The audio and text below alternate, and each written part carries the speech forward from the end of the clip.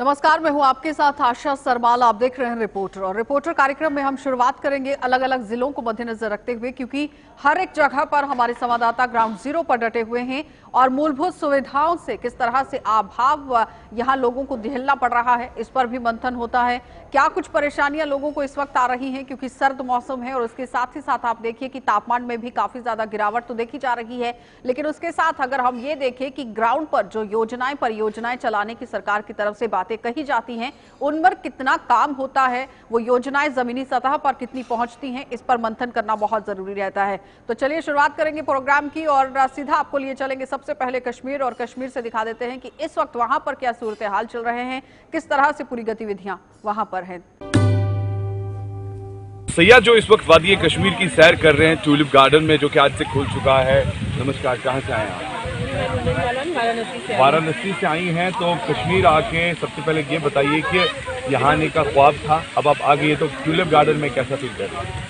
बहुत अच्छा लग रहा है। यहाँ के फ्लावर्स को देख के बहुत अमेजिंग फील हो रहा है। वेदर यहाँ का बहुत अच्छा है और मतलब हमारे लिए ये काफ़ी गुड लक भी है कि आज वन डे हमारा श्रीनगर में था और आज ही ट्यूलिप गार्डन की ओपनिंग हो गई। क्या बात है। तो ये काफ़ी अच्छा गुड लक है हमारा। वादी कश्मीर का ट्यूलिप गार्डन, और ट्यूलिप गार्डन के साथ साथ एक प्यारा सा ट्यूलिप हमारे साथ है और उनकी मम्मा भी है, इनसे बात करेंगे। आपका वेलकम है, कैसा फील कर रहे हैं? बहुत अच्छा, वेरी नाइस। कैसे प्लान हुआ कि कश्मीर जाएं, और क्या ये सरप्राइज मिला आपको कि यहाँ ट्यूलिप गार्डन भी खुल रहा है, कि पहले से ही प्लानिंग थी? एक्चुअली 10 साल से प्लान कर रहे थे। फिर कभी लगता था बच्चे छोटे हैं, कभी कुछ और इश्यूज हो जाते थे, नहीं प्लान हो पाता था। फिर अभी लॉकडाउन खुला था और सब जगह भी उतना सेफ नहीं था। कश्मीर ऐसा लगा काफ़ी सेफ है और जैसे न्यूज़ में भी आ रहा था तो लगा कि हाँ, Kashmir is safe to visit now, तो we planned for Kashmir. Fantastic. So कितना इम्पोर्टेंट है इस वक्त, क्योंकि कोविड प्रोटोकॉल की बात करें, एसओपीज को बात करें, अभी भी फॉलो करना जरूरी है। और आपको लगता है कि अगर गार्डन की जो एडमिनिस्ट्रेशन है उन्होंने भी एक अच्छे लेवल से मेंटेन किया है और प्रॉपरली वो लोगों को अवेयर कर रहे हैं? या ऑफ कोर्स, मतलब इसमें तो कोई दो राय ही नहीं है।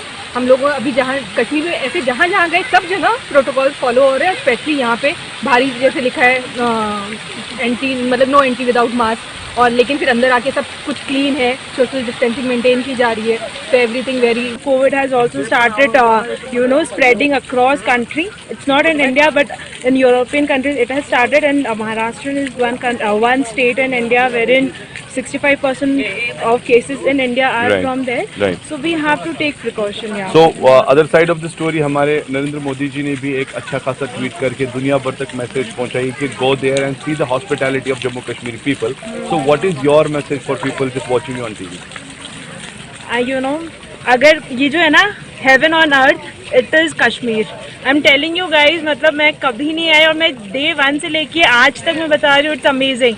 स्नोफॉल हो, ग्रीनरी हो, लेक हो, बोटिंग हो, पीपल हो, local people like us who are not from Kashmir get scared कि जो भी इंसिडेंट्स हमने सुना हो कभी, जो भी है कि यार वहाँ पे जाके आपको डर लगेगा, बट ऐसा कुछ भी नहीं है। You can go around at night 8 o'clock, you can walk around, people local are so friendly and everything is so beautiful. आप कहीं भी जाओ आपको अच्छा ही लगेगा।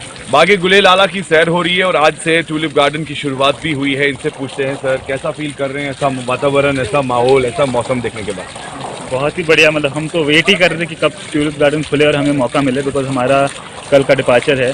सो we are lucky to be here and हमने मतलब first thing in the morning we decided कि ट्यूलिप गार्डन खुला है, सबसे पहले यही आना है, because we were very excited to come here. And the मौसम भी बहुत खुल चुका है, अभी 2-3 दिन से बारिश हो रही थी, आज मौसम भी खुल गया है and it's very very beautiful today. वो प्रोग्राम जो है वो 6 दिन का होगा ताकि यहाँ पे लोग आ सके और उसका एंजॉय कर सके। मेरी आप लोगों से, मीडिया से ये दरख्वास्त है कि जो आने वाला हमारे यहाँ पे फेस्टिवल है जो 3 तारीख से हम कर रहे हैं, उसको प्रोपोगेट कीजिए, उसको हाईलाइट कीजिए ताकि लोगों को जानकारी रहे उसको ऑलरेडी जो है उसको बताते रहें लोगों को। जहाँ पे एडमिनिस्ट्रेशन बता रही है, मीडिया की जिम्मेवारी है वो भी बताएं ताकि ज़्यादा से ज़्यादा सयाह यहाँ पे आएँ। सिर्फ मैं आपको एक बात कहना चाहता हूँ कि और मेरी दरख्वास्त है जो भी यहाँ पे लोग आए वो खास तौर पे कोविड SOP का खास ख्याल रखें। And everyone across India, I would just say that please do come to Jammu and Kashmir. It's absolutely stunning. You would have not seen something like this means in any other part of the country. I have been to so many parts of the country, and it's like once in a lifetime experience. So please do come to J&K. Kashmir के गुलेलाला बाग जिसे सिराज बाग के नाम से जाना जाता था और अब जबकि टूलिप गार्डन बन चुका है। बात करें तो हर साल की तरह यहाँ सयाह आते हैं और सैर व तफरीह में मसरूफ रहते हैं। फिलहाल देखा जाए तो पिछले साल कोविड का कहर, जिस बीच काफी ज्यादा नुकसान फ्लोरिकल्चर डिपार्टमेंट ऑफ टूरिज्म को भी उठाना पड़ा है, मगर इस बारी यानी अगर बात करें 25 मार्च का दिन, जो कि सबको इंतजार था कि कब ये टूलिप गार्डन फिर से खुलेगा और इस सैर व तफरीह में फिर से मसरूफ होंगे, जबकि आज प्रधानमंत्री नरेंद्र मोदी की तरफ से भी एक ट्वीट जारी किया गया जिसमें खास तौर पर कश्मीर की मेहमान नवाजी और टूलिप गार्डन की बात बताई गई। फिलहाल वादी कश्मीर के टूलिप गार्डन का दरवाजा लोकल्स और टूरिस्ट के लिए खुल चुका है। इस वक्त हमारे सहयोगी तजम्मुल हमें क्या कुछ रिपोर्ट दे रहे हैं, देख लीजिए। PDP सदर महबूबा मुफ्ती की ईडी तलबी के बाद हम इस वक्त मौजूद हैं। आज तकरीबन ठीक 11:02 पर PDP सदर और साबिक वज़ीर आला महबूबा मुफ्ती इस गेट तक पहुंची और उसके बाद ईडी के ऑफिस वाक़या राजबाग में डायरेक्टरेट ऑफिस के अंदर दाखिल हुई। उसके बाद घंटों की पूछताछ के बाद क्या कुछ मामलात हुए, लेकिन कुल मिलाकर जब आप जम्मू कश्मीर में साबिक मुख्यमंत्री की बात करें तो डॉक्टर फारूक अब्दुल्ला भी इससे पहले इस ऑफिस तक पहुँचे हैं, तो गोया इसका मतलब ये हुआ कि अभी तक 370 और 35A के ख़त्म होने के बाद अभी तक 2 फॉर्मर चीफ मिनिस्टर जो हैं अभी तक ईडी ने तलब किए हैं, उनके साथ पूछताछ जो है दीगर मुद्दों पर चल रही है। मुद्दे बहुत सारे हैं, लेकिन महबूबा मुफ्ती के खिलाफ आरोप है, इल्ज़ाम है, एलिगेशन है कि उन्होंने मनी लॉन्ड्रिंग का मामला चल रहा है जिसमें उनसे पूछताछ की जा रही है। काफ़ी वक्त लेने के बाद ईडी ने पहले भी इससे पहले नोटिस जारी किया था जो 3 मरहलों में आया। पहला नोटिस मिलने के बाद ईडी ने जब महबूबा मुफ्ती को नई दिल्ली तलब किया तो महबूबा मुफ्ती ने हाई कोर्ट का रास्ता चुन लिया और उसके बाद वहाँ से कुछ दिनों तक राहत मिली, लेकिन केस लगा, जजमेंट आई, उसमें हाई कोर्ट ने साफ कहा कि फ़िलहाल महबूबा मुफ्ती को ईडी की समन पे तलब होना ही होगा। जिसके बाद 22 मार्च को दोबारा दूसरा समन आया और जिसमें उन्हें तलब किया गया था। इस बीच में महबूबा मुफ्ती ने कहा कि चूँकि वक्त कम है और पार्टी के जो प्रोग्राम उनके पास हैं, कई एक डिस्ट्रिक्ट हेडक्वार्टर्स में मीटिंग है, इजलास हैं और उसके बाद PDP के कई एक लीडरान के बाहर आने के बाद PDP का जो सियासी ढांचा है, अहदेदारे और बाकी जो हैं उनको कहीं ना कहीं district president, general secretaries, vice presidents में भी तब्दीली लाई गई। इस बीच में जम्मू के जनरल सेक्रेटरी ने इस्तीफ़ा दिया, श्रीनगर में डिस्ट्रिक्ट प्रेसिडेंट ने इस्तीफ़ा दिया और इन मामलात के चलते महबूबा मुफ्ती ने तहरीरी तौर पर ईडी को नई दिल्ली में लिखा कि वो फ़िलहाल तंजीमी प्रोग्राम में लगी हैं, अगर वो चाहें तो पूछताछ श्रीनगर के डायरेक्टरेट ऑफिस में कर सकते हैं। और आज ठीक 11 बजे महबूबा मुफ्ती यहाँ पर पहुँची और तहकीकात किस तरह की होगी, क्या कुछ हुआ होगा, लेकिन मामला साफ है कि 35 से 370 के बाद महबूबा मुफ्ती का जो स्टैंड जम्मू कश्मीर में था और वो लगातार बारहा कहती रही कि कॉन्स्टिट्यूशनल अमेंडमेंट पार्लियामेंट से करने के बाद जिस तरह से 35 से 370 को ख़त्म किया गया, जम्मू कश्मीर की रियाया को नहीं पूछा गया। उन्होंने बारहा कहा कि ट्रेजरी बेंच से या अपोजिशन से, क्योंकि जम्मू कश्मीर में विधानसभा की नुमाइंदगी कम है, इसका ये मतलब नहीं कि विधानसभा की नुमाइंदगी को खाते में न लाकर कोई बड़ा फैसला ट्रेजरी बेंच सुनाए। जिसके बाद इस बिल की मंजूरी के बाद जो मामला चलते रहे उस ज़िमन में भी महबूबा मुफ्ती ने साफ कहा कि जम्मू कश्मीर में मनी लॉन्ड्रिंग और बाकी मामलात पर जो पीपल्स डेमोक्रेटिक पार्टी का स्टैंड है, उन्होंने कई चुनावी जलसों में और कई जो DDC के चुनाव हुए थे उसके बाद लगातार कहा कि PDP को अब टारगेट बनाया जाता है ताकि नई दिल्ली की पॉलिसी को वो फौरी तौर पर अमलाने में पेश रहें। लेकिन बड़ी बात यह है कि ईडी की तरफ से लगातार तलबी के बाद महबूबा मुफ्ती आज पहुंची और पूछताछ हुई। पूछताछ में कई मुद्दे जिनमें जम्मू कश्मीर में कई एक तंजीमी ढांचों के साथ साथ कई अहदेदारों के भी नाम लिए गए। आपको याद होगा कि आज की इस इन्वेस्टिगेशन टीम में नई दिल्ली से 5 सीनियर IPS अफसरान पहुँचे हैं जो इस वक्त जम्मू कश्मीर में साबिक मुख्यमंत्री को कई एक मामलात में पूछताछ कर रहे हैं। देखने वाली बात होगी कि जम्मू कश्मीर महबूबा मुफ्ती की तलबी और इससे पहले डॉक्टर फारूक अब्दुल्ला की तलबी के बाद क्या कुछ मामलात सामने आ जाएंगे और महबूबा मुफ्ती अपने सियासी करियर को आगे बढ़ाने के लिए इस ईडी की समन और NIA की समन के बाद, जिसमें उन्हें हिज़्ब के साबिक कमांडर नवीद बाबू के साथ एक बार बात करने का भी आरोप है, इल्ज़ाम है और वहीदुर रहमान पर्रा के दिफा में लगातार उन्होंने कहा कि जो NIA ने अलहदा चार्जशीट दायर की है उसमें हकीकत नहीं है और कोर्ट में ये चीज़ें प्रूव करना शायद सरकार को आसान नहीं होगा। वो इत्मीनान से थी और जिस वक्त हमने उनकी बॉडी लैंग्वेज को देखा ऐसा लग रहा है कि शायद ये मामला रूटीन में चलता रहेगा और जिस वक्त ईडी को पूरा ठोस सबूत हाथ में आएगा, कोर्ट में चालान पेश होगा, उसके बाद सजा भी हो सकती है। लेकिन इस दौरान पीडीपी के जो अपने मामलात हैं, अपने तंजीमी अमूरात हैं, उनमें महबूबा मुफ्ती ने कल भी कई एक मीटिंगों को अपने घर पे बुलाया हुआ है। इमरान तारिक के साथ तजम्मुल इस्लाम। चलिए अब आपको लिए चलेंगे जिला बांडीपुरा, और बांडीपुरा से भी जहूर हमारे साथ जुड़ रहे हैं। जहूर, हमें क्या कुछ पूरी रिपोर्ट दे रहे हैं? बात करेंगे आज 45 सीआरपीएफ बटालियन संभल ने आज मेडिकल कैंप का इनेकाद किया गया है और यहाँ पे जो है नौगाम सोनावारी जो है फॉल्फलिंग एरिया में जो आज सीआरपीएफ की 45 बटालियन आई और यहाँ पे जो है मेडिकल कैंप किया गया है। डॉक्टर साहिबान का भी मदद लेते हुए और यहाँ पे जो है फ्री मेडिसिन भी दिया गया है और यहाँ पे जो है SOP का भी हम पूरी तरीके से जो है फॉलो किया गया है। और यहाँ पे जो है आप मेरे पीछे दिख सकते हैं अभी जो यहाँ पे सीआरपीएफ की जो नफरी लगी हुई है और इनको जो है यहाँ पे जो है फ्री मेडिसिन दे रहे हैं और अंदर से जो डॉक्टर साहिबान है वो इलाज मुआवजा के लिए इनको जो है अच्छी तरीके से कर रहे हैं। और यहाँ पे जो है सीआरपीएफ की जो है टीम लगी हुई है, मॉर्निंग से ही यहाँ पे जो है आई है और आज यहाँ पे जो है इनको जो मेडिकल कैंप का जो इनेकाद है यहाँ किया जा रहा है। और यहाँ पे जो है जन मर्द लगे हुए हैं और इनको यहाँ पे जो है सुरक्षा करने के साथ साथ भी जो यहाँ पे जो OPD का सिलसिला है वो पहले यहाँ पे दिया जा रहा है, उसके बाद ही उसके अंदर जाने की इजाज़त दी जाती है और इनको जो है अच्छी तरीके से यहाँ पे जाँच किया जा रहा है। और यहाँ पे जो है स्पेशलिस्ट डॉक्टर्स को भी की मदद लेते हुए अंदर जो डॉक्टर साहिबान हैं वो भी कंटिन्यूसली अभी अंदर बैठे हुए और वो पेशेंट्स का भी जो मुलाजा कर रहे हैं। और यहाँ पे जो है फ्री इसके साथ साथ में यहाँ पे जो है फ्री मेडिसिन का भी इनेकाद किया जा रहा है। और यहाँ पे जो लोगों ने इसको इस जो कोशिश जो है 45 बटालियन ने की है इसको सराहना किया गया है। फिलहाल JEK247 के लिए नौगाम सोनावारी। उसके साथ ही रुक करेंगे जिला सांबा का भी, और सांबा के अंदर भी क्या सूरत हाल बने हुए हैं वो भी देख लीजिए। मैं इस time Jammu Kashmir state board of school education के सब ऑफिस सांबा के बाहर मौजूद हूं और यहां पर 11वीं 12वीं कक्षा के जो छात्र हैं वो यहां पर प्रदर्शन कर रहे हैं कि उनको मास प्रमोशन चाहिए या फिर उनके एग्जाम की डेट जो वो आगे एक्सटेंड कर दी जाए, क्योंकि ऑनलाइन क्लासेस भी लगाई गई थी जिस तरह से कोविड-19 पैंडेमिक चला था। लेकिन इनका कहना है कि सिलेबस कंप्लीट नहीं हुआ है, उसी के चलते अब ये छात्र मांग कर रहे हैं कि इनके जो एग्जाम है या फिर ऑनलाइन लिए जाए या एक्सटेंड कर दी जाए डेट, या फिर इनको मास प्रमोशन दी जाए। तो यहाँ छात्रों के साथ मैं बात करना चाहूंगा। क्या नाम है आपका? अंकुश संब्याल। आज ये जो प्रदर्शन किया गया है, क्या क्या पूरी मुख्य मांगे हैं जिसको लेकर आप प्रदर्शन कर रहे हैं? सर एक वन ईयर से कोरोना चल रहा था। सर 1 ईयर में इन्होंने हमारी ऑनलाइन क्लासेस ली। ऑनलाइन क्लासेस लेने के बाद 1 मंथ लगा लो, 1 मंथ ही इन्होंने हमारी क्लासेस स्टार्ट की। 1 मंथ क्लासेस स्टार्ट करने में 10 चैप्टर कंप्लीट थे, 10 चैप्टर कंप्लीट थे। और ऑनलाइन 2G नेटवर्क पे जो इन्होंने हमें ऑनलाइन स्टडी करवाई और ऑनलाइन स्टडी में हमारी फाइल भी ओपन नहीं होती थी। स्टडी तो अभी स्कूल में आते हैं, बोलते हैं एक करो ये करो ये करो, अभी तो हमारा कॉन्सेप्ट भी नहीं कंप्लीट हुआ है और तो सिर्फ क्वेश्चन करवाते हैं। पेपरों में क्वेश्चन नहीं आएंगे और एक बोलते हैं कि हमारे को हाथ में कुछ नहीं है, ऊपर बात करो। अरे बोर्ड क्यों लगाया? फिर बोर्ड उतार के फेंक दो ना इसको। सर बोर्ड वाले बोलते हैं कि हमारा लिंक नहीं है। बोर्ड हमारे सर मेरा नाम साहिल है और ये बोल रहे हैं कि हमारे साथ जो बोर्ड का कोई कनेक्शन नहीं है, हमारे पास कुछ है नहीं। तो फिर जहाँ पे बोर्ड लगाया क्यों है? हम जहाँ से उठवा के रहेंगे बोर्ड तो नहीं तो फिर हमारा यहाँ पर भूख हड़ताल। हमें मास प्रमोशन चाहिए सर। जहाँ फिर ऑनलाइन अगर ऑनलाइन स्टडी हमारे ऑनलाइन पेपर लें जहाँ हमारी मास प्रमोशन करवाएं। कब एग्जाम है आपकी? डेट कब है? 27 को है हमारे 27 को। अच्छा, तो ये यहाँ पर सब ऑफिस में किसको मिले हो आप? यहाँ पर सर सबको मिले हैं ऊपर। सर सारे बोल रहे हैं इनका। सर इनका कहना है कि हम सिर्फ रोल नंबर देते हैं, हमारा और कोई सर अगर किसी ने कल डिप्रेशन में कुछ किया सर उसके जवाबदार ये होंगे JK बोर्ड वाले। सर क्लासेस हुई नहीं सर। हमारा भी करियर है, हमने भी सर करियर खत्म होता है सर। 12th अरे हमारा कॉन्सेप्ट है, हमें कॉन्सेप्ट ही नहीं पता, हम आगे जाके क्या करेंगे? हमने आगे जाके क्या करना है? ऐसे बैठे रहना सर? हमें अगर कॉन्सेप्ट पता होगा तभी हम आगे पढ़ेंगे सर। ऐसे हम क्या करें? सर सभी बच्चे डिप्रेशन में हैं। अगर डिप्रेशन की वजह से कोई भी बच्चा कुछ कर लेता है तो उसकी जिम्मेवार JK बोर्ड होगी। JK board.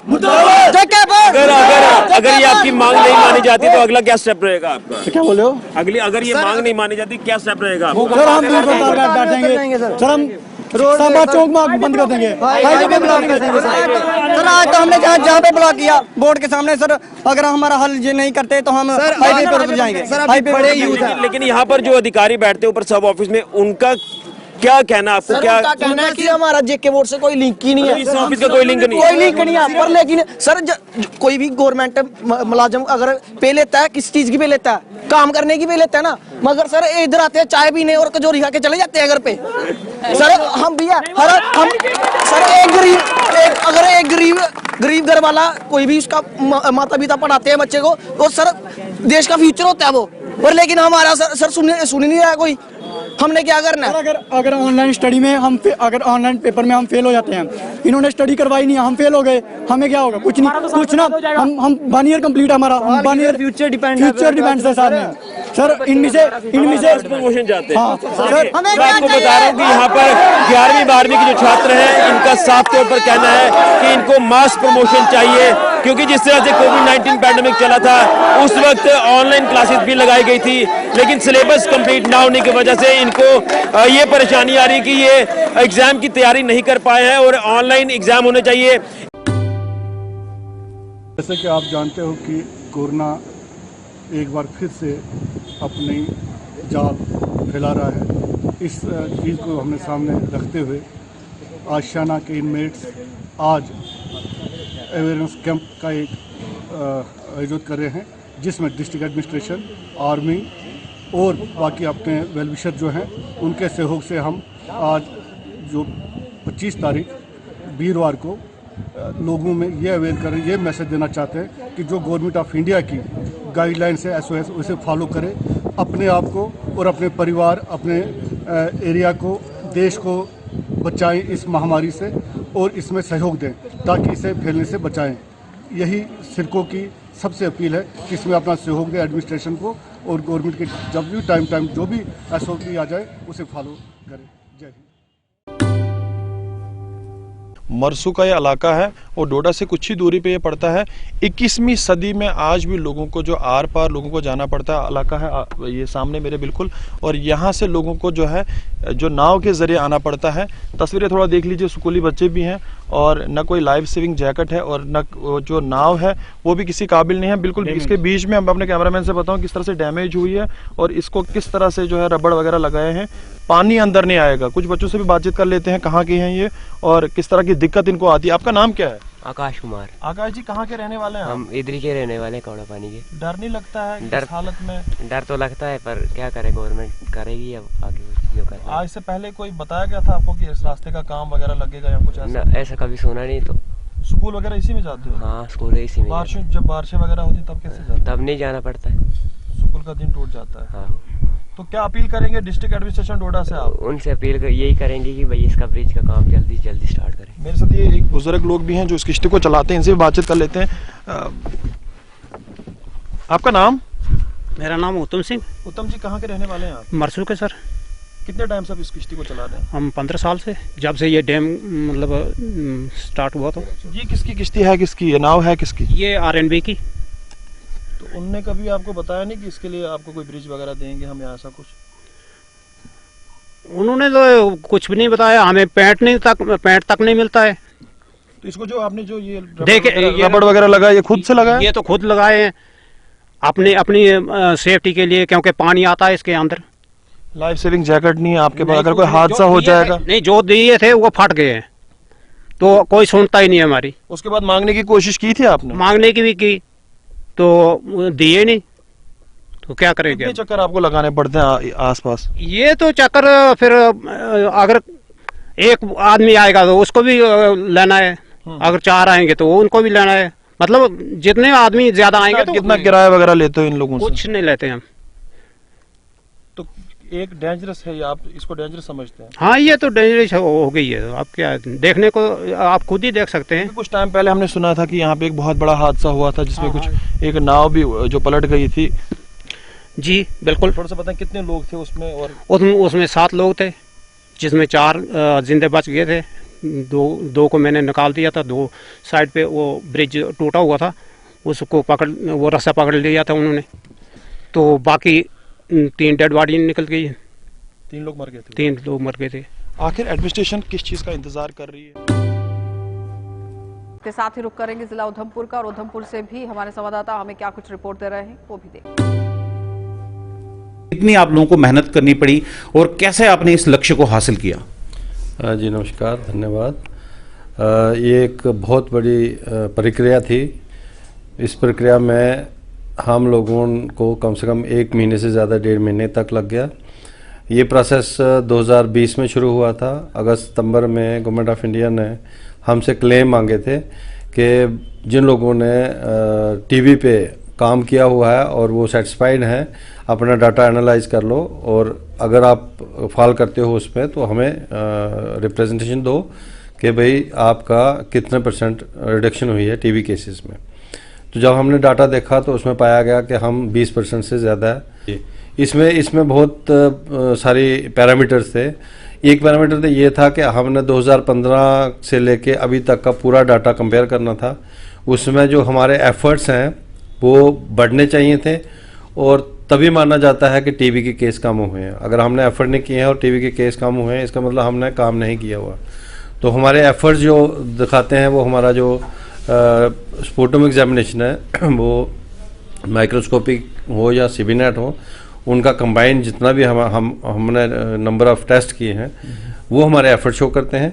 और फिर उसके बाद जो टीबी केसेस ट्रीटमेंट पे पड़ते हैं वो हमारा डायग्नोसिस या वो हमारी नोटिफिकेशन होती है। सर एक चीज़ और जानना चाहूँगा, कितने लोगों के जो टेस्ट किए गए थे पूरे, अगर मैं डिस्ट्रिक्ट रियासी और उधमपुर की बात करूँ? जो हमारे ज़िला में हमारा मतलब टीबी के हिसाब से उधमपुर रियासी एक ज़िला है, तो 861 पेशेंट जो थे वो डायग्नोज किए थे और उसमें कोई 180-81 के करीब थे जो वो प्राइवेट सेक्टर से आए थे। तो ये हमारे जो टारगेट्स थे उसका कोई 65% बनता है और बाकी के 20% पेशेंट जो हैं वो जम्मू से डायग्नोज हुए थे। 20-25% पेशेंट जो हैं वो जो माहौर और रियासी के अपर रीचेज़ हैं वहाँ से उनको जम्मू ज़्यादा पास पड़ता है।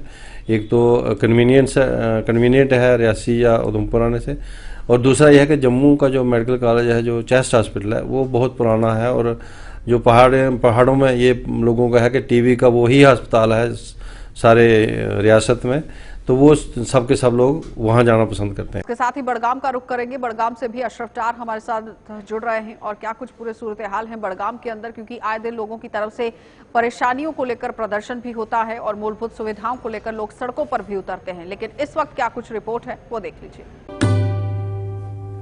बात इस समाज की करते हैं। जब भी समाज की बात होती है तो औरतों का मुकाम तो पहले से ही बुलंद तरीन मुकाम है, मगर आजकल के दौर में भी हम देखते हैं जो औरतों के जो हुकूक है कहीं ना कहीं वो अभी भी पीछे है। इस सिलसिले में आज डिग्री कॉलेज खान साहब में एक प्रोग्राम मुनक़द हुआ जिसमें कि औरतों को एम्पावर करना, तो किस तरह की एम्पावर होनी चाहिए आजकल की समाज में औरतें, उस पर ध्यान नहीं देने की ज़रूरत है। एजुकेशन ही खाली एक ऐसा सेक्टर नहीं है कि जहाँ पर हम एक लड़की को एक अच्छी तालीम दें, उसके बाद जो उसका एजुकेशन के बाद जो उसका समाज जब शुरू होता है क्या उसमें उसको उतना एम्पावर किया जाता है, यानी उसके जो हुकूक होते हैं क्या उसके बाद उसको मिलते हैं, ये भी ज़रूरी है। मगर आजकल के हम देखते हैं कहीं ना कहीं बड़े सेमिनार्स होते हैं जहाँ पर औरतों की एम्पावर की बात की जाती है, मगर जब हम प्रैक्टिकली देखते हैं कहीं ना कहीं इन चीज़ों की काफ़ी ज़्यादा कमी देखने को मिली। क्योंकि हम जब रूरल एरियाज़ की बात करते हैं तो वहाँ पर आज भी औरतों के साथ ज़्यादतियाँ की जाती है, उनको स्कूल जो लड़कियाँ होती हैं उनको स्कूल जाने नहीं दिया जाता है। तो कहाँ पर हम देख रहे हैं यानी समाज में और कुछ बहुत कुछ करना है ताकि जो हमारी बहनें हैं, माताएँ हैं, उनको इस समाज में सर उठा के चले, ताकि जो हम जो बात कर रहे हैं औरत का मुकाम जो आला तरीन मुकाम माना जाता है वो कहीं ना कहीं इस समाज में भी अब दिखना चाहिए। चलिए अब आपको जिला बारामूला लिए चलेंगे और बारामूला से भी दिखा देते हैं कि इरशाद भट्ट हमें क्या कुछ रिपोर्ट दे रहे हैं, किस तरह से ग्राउंड पर वहां पर भी पूरी स्थिति बनी हुई है। सर आपका खैर मकदम है गुलिस्तान और जेके न्यूज़ में। आप ये बताएं सर, आज आपने शुमाली कश्मीर के कई इलाकों का दौरा किया, तो कितना क्या नुकसान हुआ, क्या इन लोगों को जो है मुआवजा मिलेगा? देखो, इससे पहले भी कुछ दिन पहले मैं यहाँ आया था, ये तो मेरा दूसरा दौरा है इस इलाके में। उस दिन भी यहाँ पे बहुत से मकान जो है लैंडस्लाइडिंग की वजह से जो खिसक गए थे। आज फिर यहाँ पे बहुत नुकसान हुआ है। यहाँ पे मैंने डिस्ट्रिक्ट एडमिनिस्ट्रेशन से भी बात की है, डीसी साहब भी यहाँ पे आए, उन्होंने भी यहाँ पे एक दौरा किया, मगर बदकिस्मती ये है कि आज तक वो खाली दौरा ही रहा।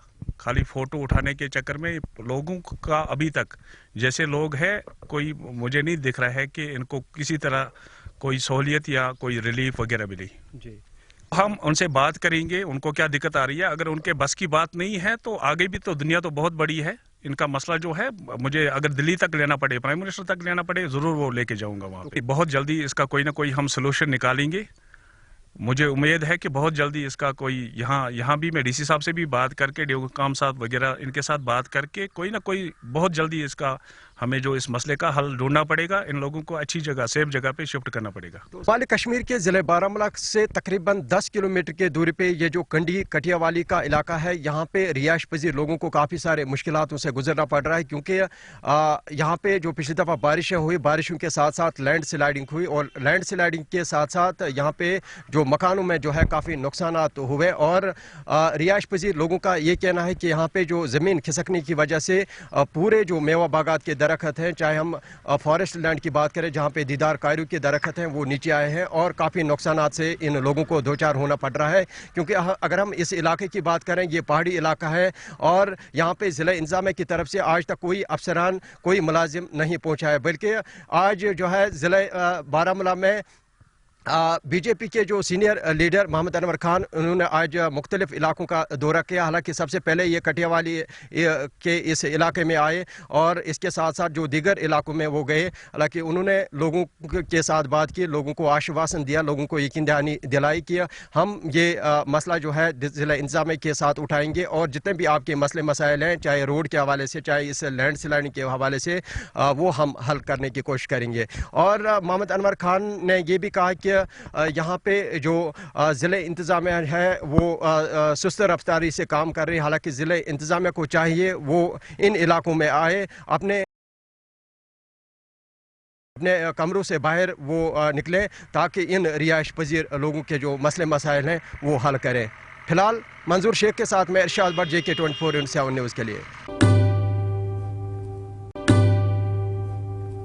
चलिए अब रुक कर लेते हैं जम्मू। क्या पूरे सूरत हाल रहे हैं वो देख लीजिए।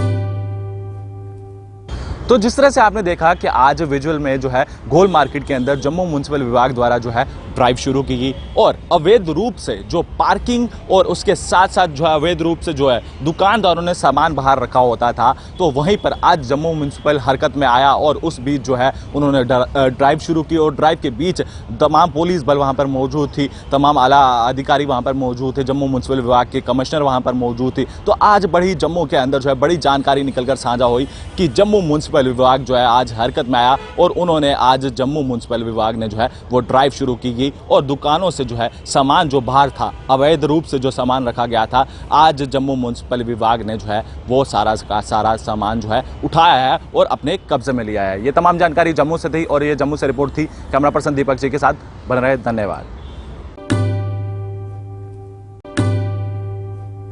लेकिन सबसे बड़ी बात यहाँ पर यह है कि किस तरह से पूरा माहौल जम्मू कश्मीर के अंदर बनता हुआ नजर आ रहा है, क्योंकि एक तरफ कोरोना के केसेस लगातार बढ़ते हुए जा रहे हैं। सवाल यहाँ पर यह है कि जब तक कोरोना बिल्कुल खत्म नहीं होता तब तक इस पर एहतियात बरतना बहुत जरूरी है। खबरों से अपडेट रहने के लिए JK 24/7 न्यूज के YouTube चैनल को आज ही सब्सक्राइब करें और हमारे Facebook पेज को भी अभी फॉलो करें।